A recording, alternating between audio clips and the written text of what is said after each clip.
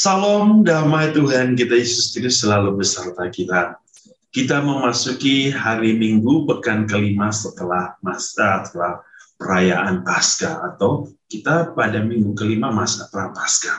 Dan hari ini kita semua akan mendengarkan firman Tuhan dari Injil Yohanes bab 13 ayat 31 sampai 35.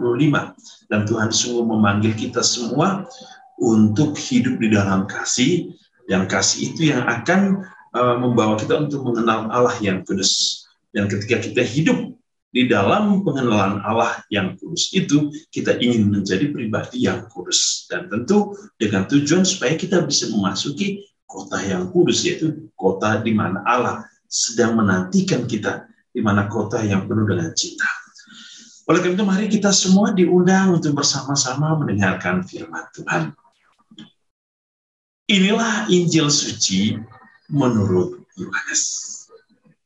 Sesudah Yudas pergi, berkatalah Yesus, sekarang Anak Manusia dipermuliakan dan Allah dipermuliakan di dalam Dia. Jikalau Allah dipermuliakan di dalam Dia, Allah akan mempermuliakan Dia juga di dalam dirinya dan akan mempermuliakan Dia dengan segera.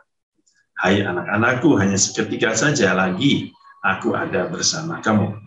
Kamu akan mencari aku, dan seperti yang telah kukatakan kepada orang-orang Yahudi, di tempat aku pergi tidak mungkin kamu datang. Demikian pula aku mengatakannya sekarang juga kepada kamu. Aku memberikan perintah baru kepada kamu, yaitu supaya kamu saling mengasihi. Sama seperti aku telah mengasihi kamu, demikian pula kamu harus saling mengasihi. Dengan demikian, semua orang akan tahu bahwa kamu adalah murid-muridku, yaitu jikalau kamu saling mengasihi. Demikianlah sabda Tuhan. Terpujilah Kristus.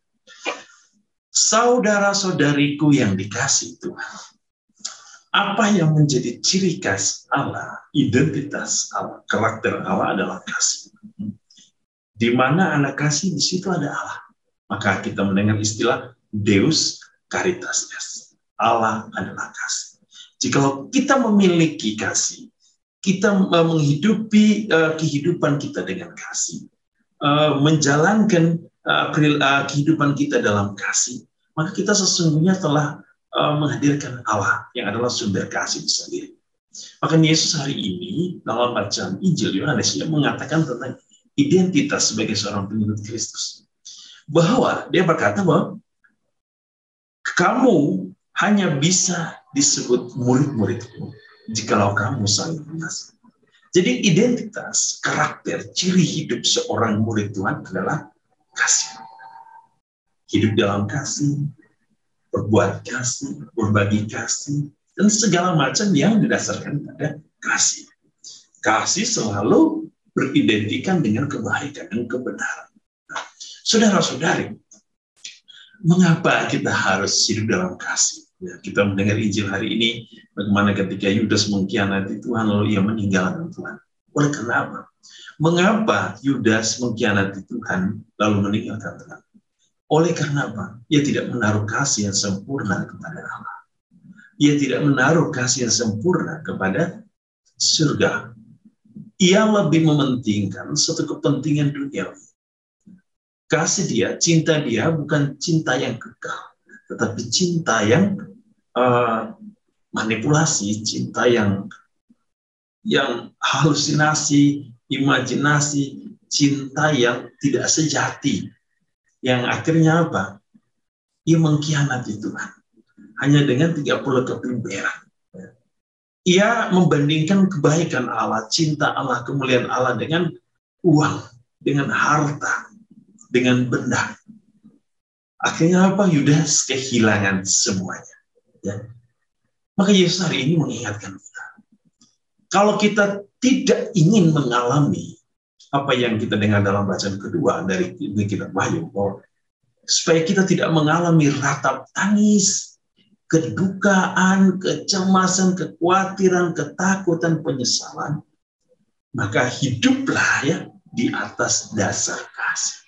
Kasih itu yang akan menuntun kita untuk memahami kekudusan dari Allah, kemuliaan dari Allah, kebahagiaan dari Allah, cinta sejati dari Allah.